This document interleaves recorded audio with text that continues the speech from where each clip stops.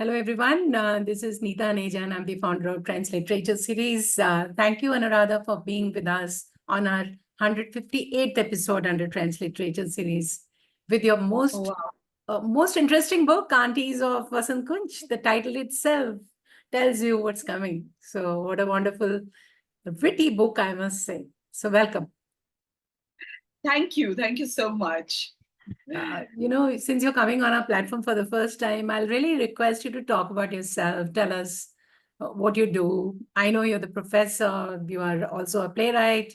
You're an author. Everyone knows that. Author of 4 books. This is, I think, your 4th book, right? That's right.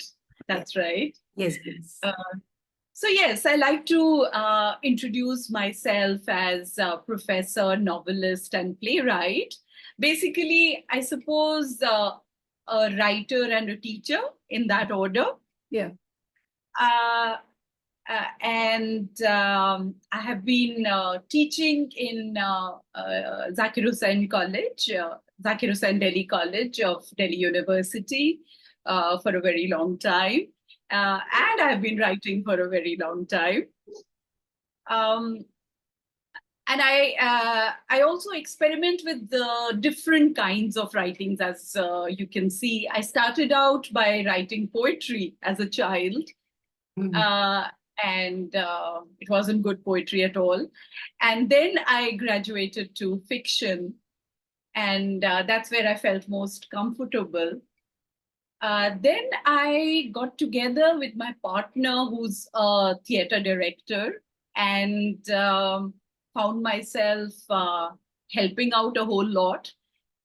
And I started helping out with this theater a whole lot. And I said, well, if I'm going to help out like this, I might as well do what I really like, which is write.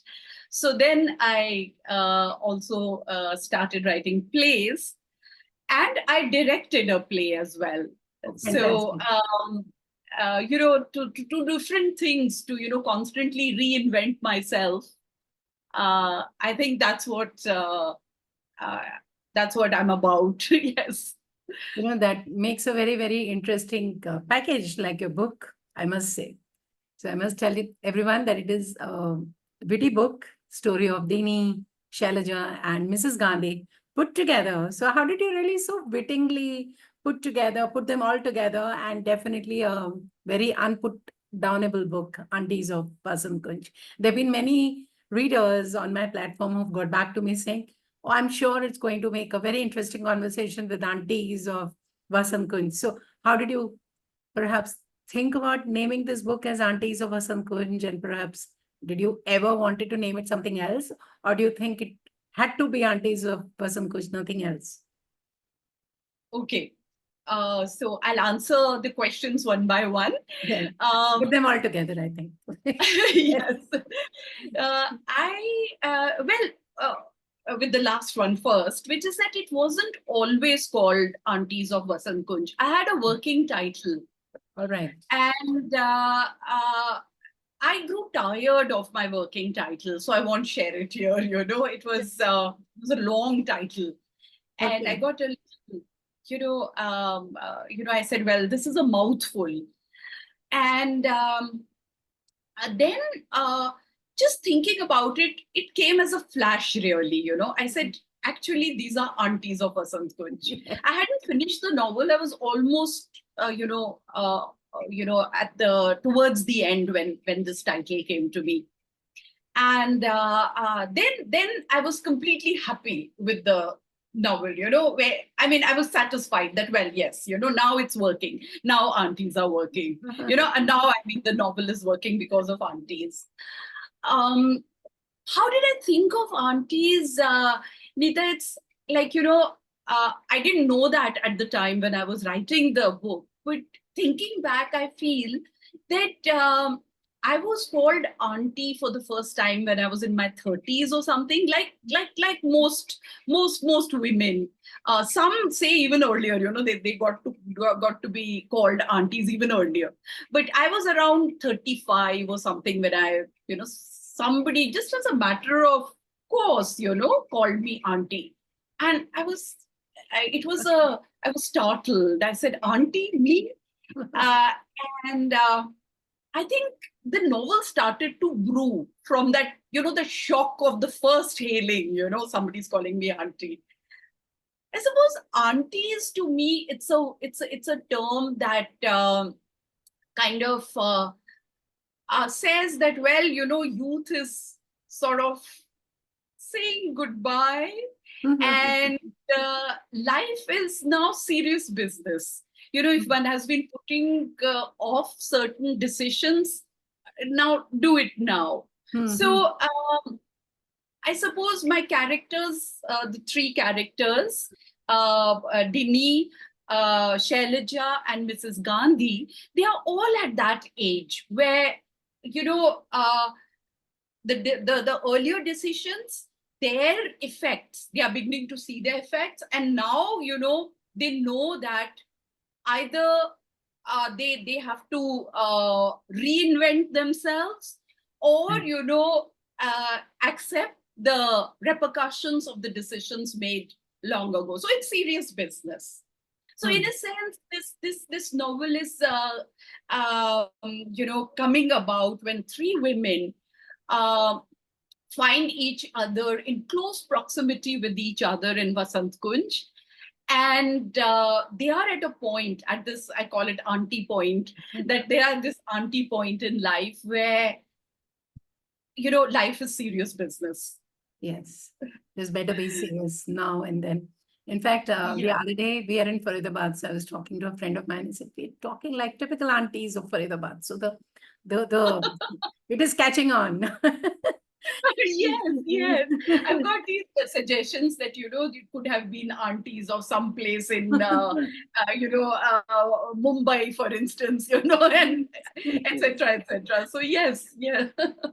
And I know some bit of it, as you mentioned, I think in the end, or I read somewhere that it was a little bit of autobiographical, little bit, since you're familiar with that part of Delhi. So how was the relation? Is it true, or maybe you're very good in judging people and you put them all together?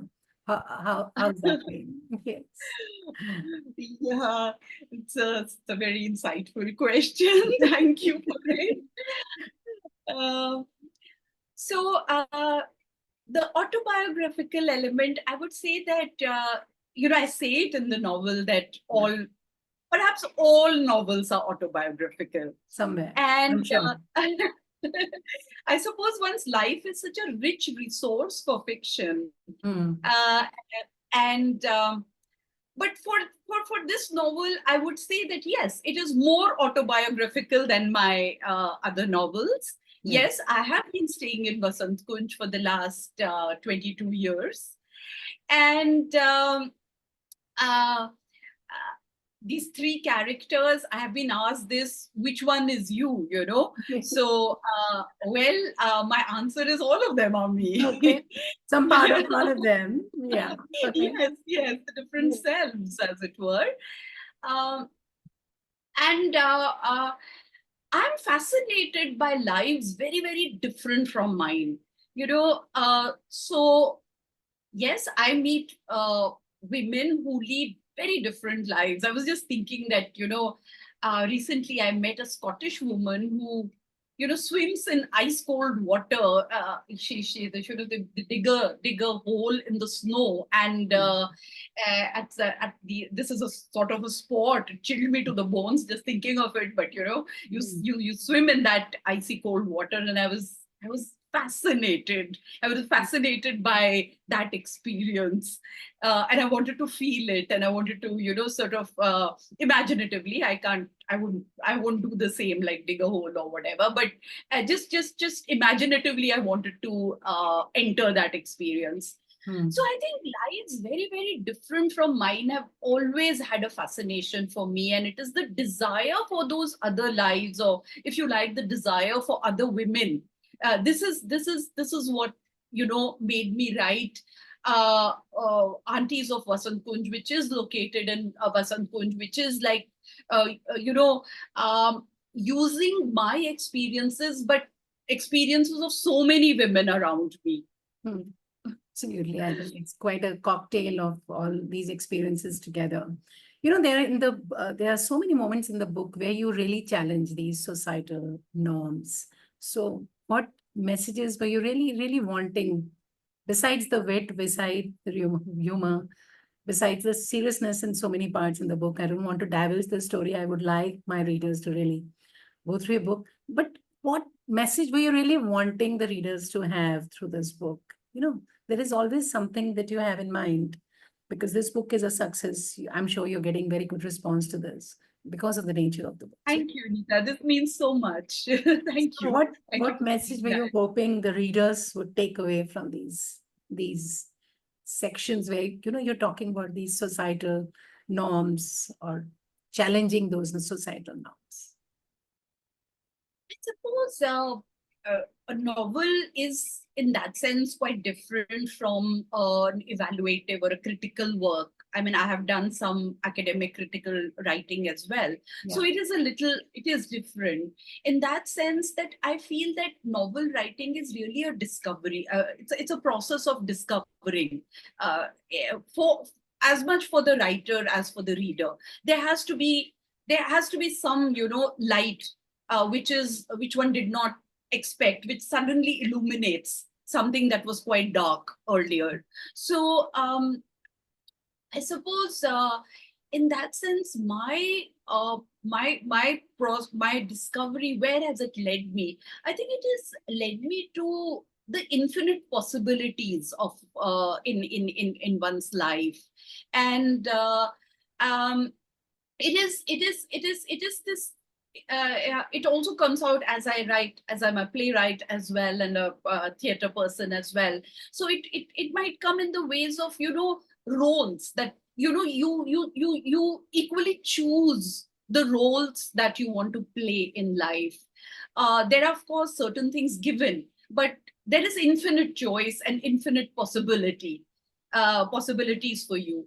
In that sense, the characters, my three women, who are so different from each other, in a sense also play each other. They become like each other. They assume each other's roles, and it is this that that empathy with with the other, with somebody who has a very different value system, with a very different kind of life. I think that is, if you like, the message of the book, that it is this inclusivity. I mean, there are people who've called it sisterhood. They've called, Yeah. coming together of women. They've seen it as a feminist vision for that reason. I think it's equally, faith based. It's equally Buddhist, for me. That it is this being able to just know what the other person is feeling and doing, and being able to empathize with the person. Absolutely. Very, very well said. And I suppose that is how it comes across in the book, definitely. I've always felt that satire often requires a deep understanding of the subject, right? That it critiques. So, what kind of research or development really went into this when you were putting this book together? Apart from some bit of autobiography, some bit of observation, some bit of being in Vasant Kunj and getting across, but it could have been a story of any other place. I mean, not very, very typical of Vasant Kunj. There's so many places like this. So, what really went into it? Because I read somewhere that I think you've written this book. You started in 2017. How was it? This book?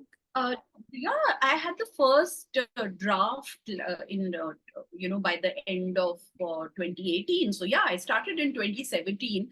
That was a time I was in the US on a Fulbright fellowship, and I think it was the distance, that I could then view Vasant Kunj from a distance, Yeah. and Vasant, in a sense, became a microcosm for me, a Yeah. microcosm of middle class life, which is my life. Hmm. And I could then, write about it with, the ideas were there. As I said, it started to brew long ago when I was first called auntie, which was many years ago. So it started to brew then, but I could just write it when I had that distance from it. And I'm really thankful to you for asking this question as about research, because sometimes, experiential novels, people feel that nothing is required. No research is required for them. In fact, yes, I read up a whole lot. I read up about Vasant Kunj, for instance, my microcosm, but I wanted local details. So though I'm living here, I found out about the history, how it came about. Yes, You yes. know, the thing that it's arranged quite haphazardly. Why it should be arranged so haphazardly? Why the sometimes the roads are quite crazily eccentric out here. So why are they like this? So I wanted to find out about Vasant Kunj. So So I important. researched Vasant Kunj. Then one of my characters is an Iyer from Palghat. So I researched about that. I researched about UP, from where Shailaja comes. Yes. Mrs. Gandhi, whose marital home is in Sadar Bazaar. So all this required research.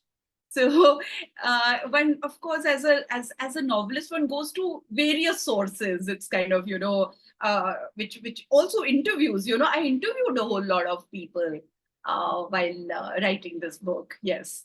So it was such a interesting thing that you're talking about. Even as readers, we do a lot of research, and if some of our questions are already answered, so it makes even the book more interesting.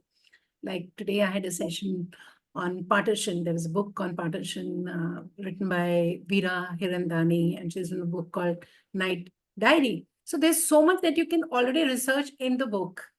You want Right. answers, you want to go out. So it's, I think, works both ways. And good that you've done that. And I think the depth of the book really comes through once you know that the writer has been really working hard, and it shows. So that's why, see, 2017, and now you come out with this book. I'm sure a lot of hard work, a lot of midnight oil you burnt in this. But Yes.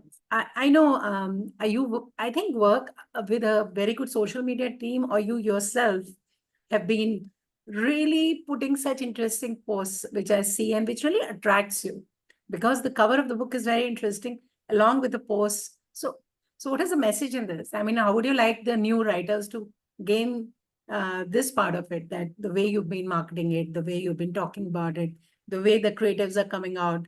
So how does it really help a book like Um, yours? yes, for my earlier books, they also, they came out a while ago. So for my earlier books, I never did social media publicity. Mm-hmm. And it's really for Aunties of Vasant Kunj that I felt that I should do it. And this feeling that I should do it came from this desire that this book is perhaps, uh, the younger people, who live in this world, who live more in this world than in the, real life world. I want to address them as well. I want them to read it, and I'm so delighted that because of the reach of social media, they have become readers. They have responded to it, and their responses are so insightful, and they've completely blown my mind in certain senses. That the kind of responses I've got from younger people. So that was one of the basic reasons that I felt that I this book has something to say to younger people as well. Although the protagonists are, almost 40, and it is in that sense, henlit. If they call it, maybe it's henlit. But I think no, the chicklet ones will also be interested. The younger people are also going to be interested in this. Yeah. And I'm very glad that I was, in that sense, right. So yes, I do have younger people helping me with social media, but I go through it. I mean, I suggest all the creatives. I make changes, and I do that with everything that comes out, because they're immensely creative, but it's also that I want to, there's a particular thing I have in mind that I want to say, and Absolutely. it should reach the people in that way. Yes, Absolutely, because this is your baby. So you know the inside out than anybody else. yes. And I see the cover is very interesting. So Rupa The cover is, designed it. I mean, I love the cover. I just so love the cover. And we went through several versions. I'm so thankful to the Rupa team, and especially to Dibakar. I'm And, sure. you know, he was so nice, you know. I could see that, you know, gradually he was getting weary. ये भी नहीं ठीक, you know, how many things is one going to, you know, come up with? And it so happens this cover was actually the first thing that had struck him, after the first thing that he had discussed, you know. But somehow, you know, it didn't come to a paper, you know, till we went through various other versions. I think that first thing that he, you know, had thought of, he said, you know, these are just articles that one associates with aunties on the cover, you know. When he did this, I just saw it and I fell in love. I said, this is just what I wanted. And something like this then also happened to the title, Aunties of Vasant Kunj. There was this kind of suggestion that maybe, you know, you're calling it Aunties of Vasant Kunj, but it might not speak to people outside Delhi. So there was this idea that let's change this Vasant Kunj, you know. And then we went through various titles, but again we went back to Aunties of Vasant Kunj, you know. So it's like both things. The first thought that had come to somebody's mind, you know. And this is Dibakar. Thank you to Dibakar. It works like so much. If you have a good team, then I think everything works together very well. And if you have the right Yes. vision, I think that is the icing on the cake. But having said that, I have read the book. I have enjoyed it totally. Can you give a little bit of a gist or maybe a summary for the viewers so that they have an idea as to what the book is all about, coming from you? Okay. Okay. Okay. So this is about, we've already discussed this. It's about three women. Yes. And these three women are characterized by difference. And they define themselves very differently from each other. You know, their self definition is that I'm not like this person. This is the beginning of the novel. So what do we have? We have Shailaja, who was in a was in a live-in relationship, and her boyfriend has walked out on her, fallen in love with somebody else. So she comes to Vasant Kunj as a woman alone, you know, who is going to start her life, you know, re-envisage her life, reconceptualize her life. So she's one. And who does she meet right away is Mrs. Gandhi. Now, Very Mrs. interesting. Gandhi defines herself as this quintessential housewife. She is the one, you know, who has all the answers, you know, how to run a house. And she takes great pride in that, takes great pride in her children and her husband. And she's completely convinced that this is the way to live. There is no other way to live. Till, of course, you know, she sees the problems in this existence, you know, when she finds out that her husband, on whom her identity Exists. hinges, he's in an affair with some with the secretary, you know. When she of course finds that out but never admits it. So she's number two.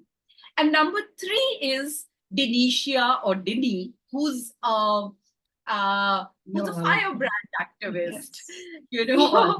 She has a judgment on everything. Yeah. She has a judgment on all, and she is very harsh on middle class women, you know. So they don't know what life is. They don't know what problems there are. Real problems are only faced by the poor in the basti, you know. And Denise extremely nice to the poor, the women she's mentoring there, and we love her for that. We don't like her for her rejection of middle class women, though. And she also dismisses all men as being, not quite up to the mark.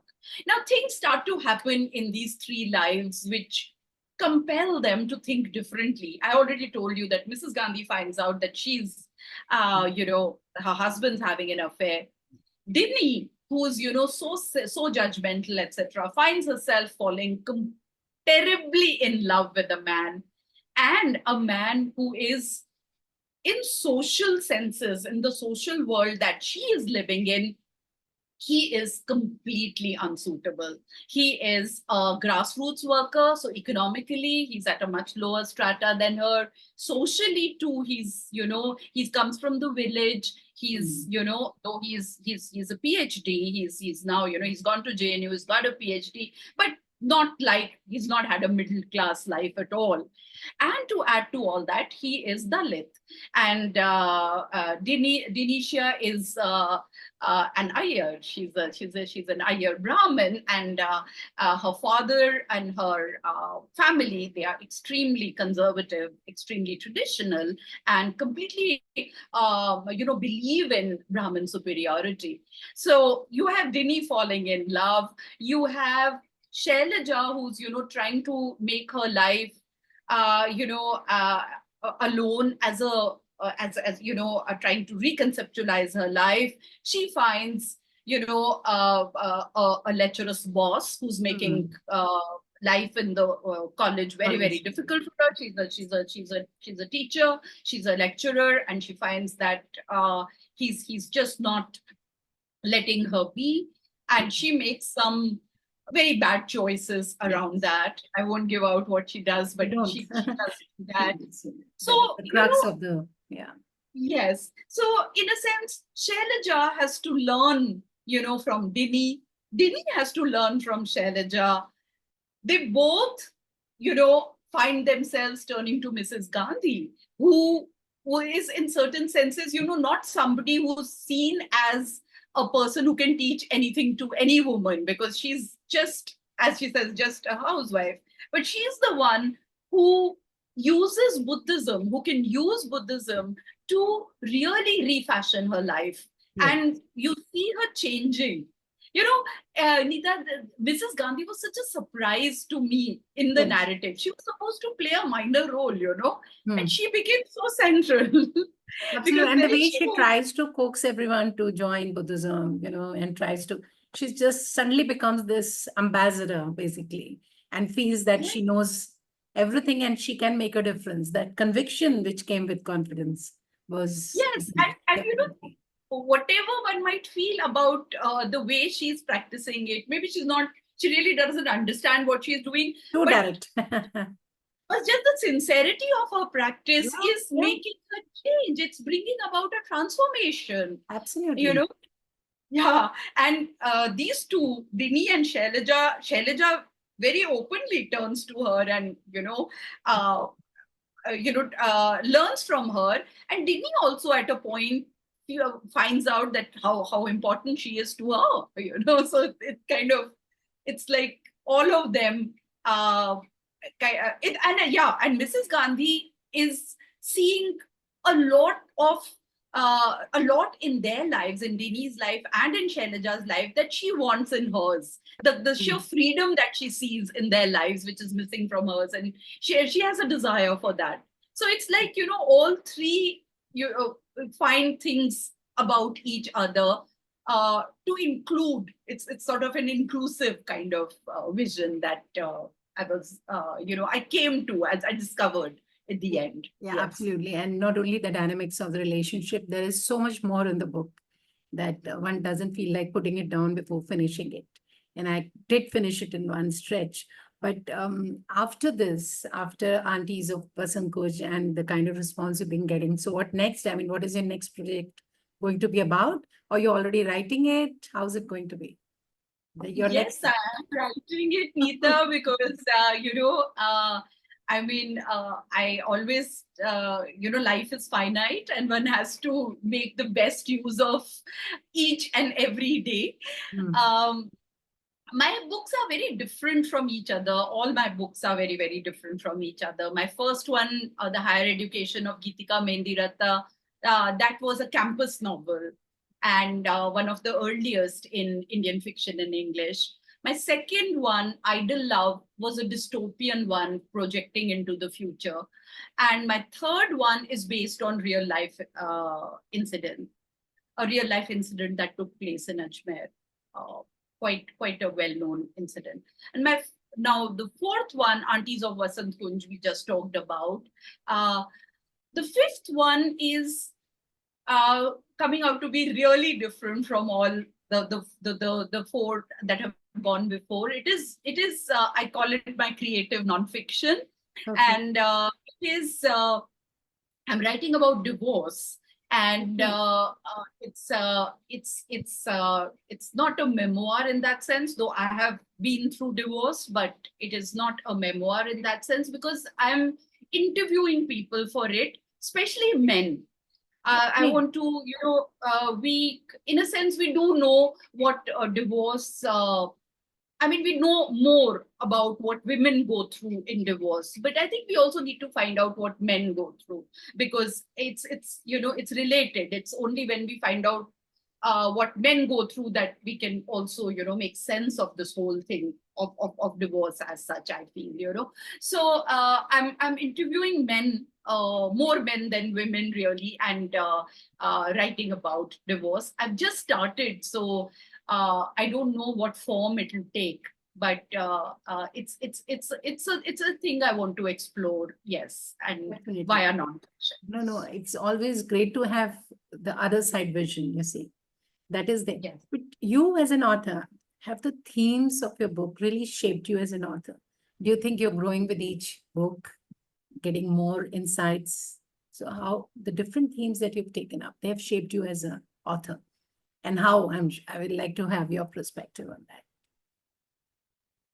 Yes, I do feel that it's important for an artist, for a writer to reinvent herself with every work. Uh, we shouldn't let a work define us, and just sort of, otherwise it kind of can become pale imitation of what one has already done. Or sort of, then one falls into that cycle of repetition and not really moving towards anything new. So the as far as the form is concerned, the themes are concerned, and you asked me this question earlier as to what would you say to writers, and this is what I would say, that just I think with every work one has to become childlike, and learn all over again. Yeah, and to do that all over again, I think that is that keeps the energy there also. It brings out that motivation in you, and the chances of making writing something fresh and original. That's the way you can write something fresh and original. Yeah. So yes, I feel that with every writing I get, with every work I get, I know what not to do. The mistakes that I made. I know those, and I avoid those when I make a fresh set of mistakes. Not the old ones. Yeah, that's what I would do. Yes. But how very interesting to kind of, it's so much of self-growth when you're both, dwelling in different genres. Our last two questions, because we have few minutes left. One of Okay. the questions I is, talk too much. I'm a no, professor, so lovely, I must. lovely. I'm having such a great time talking to you. Uh, One thing I wanted to know, any of the books, since you're a playwright, any of the books you want to maybe, perhaps, which of the books do you see you making a play out of it? Writing as a script. Maybe this will be Oh. interesting. From my point of view, Aunties of Vasant Kunj, that's going to be very interesting. Yes, yes. A lot of people have gotten back to me to say that, they see it as a series. So, well, I would love to see it as a series, but I won't do the script either. This is not something I would want to do, because it's writing a script for television and film. I think some other creativity to come to bear upon that is a much better thing, rather than me trying to fashion it into a script. For sorry, for my third book, which is called Dirty Picture, and it came out before the film, so I'm not the one who stole the title. So this Dirty Picture, I did do a short play script which was performed by the but we did it just, it was very short, like 15-20 minutes, just as a teaser. So it was fun to do that. My writing has a lot of conversation, Yeah. as you have seen, Yes, so yes. in that sense, yes, it's acceptable to making into a script. But yeah, ideally I would want somebody else to work on it, for an adaptation. I wouldn't want to do it myself. I'm sure there'll be some collaboration soon, because this will be an interesting watch. So one last very, very quick question. Any last words on the book before we call it a day and end to this? I don't want to end this conversation, but you know how it is, the time limit. Yes. Well, I think as I'm writing my divorce book, I call it my divorce book. So I'm writing my divorce book. I miss Aunties of Vasant Kunj. That's what I'll say. That maybe I will at some time re-enter that universe of aunties again, and write a sort of a Sequel. continuation, a sequel to this. Yes. That'll be so nice. That'll be so nice. I'll look forward to that. And thank you so much for being on our platform. It's been a pleasure talking to you today. And thank you. And keep writing and keep. Thank you. Thank you for this most wonderful interview. Thank you so much. Neeta. Thank you. Thank you, Anuradha. And I request everyone to please subscribe to our channel so that you can watch such wonderful interviews like I've had the privilege to conduct today. Thank you.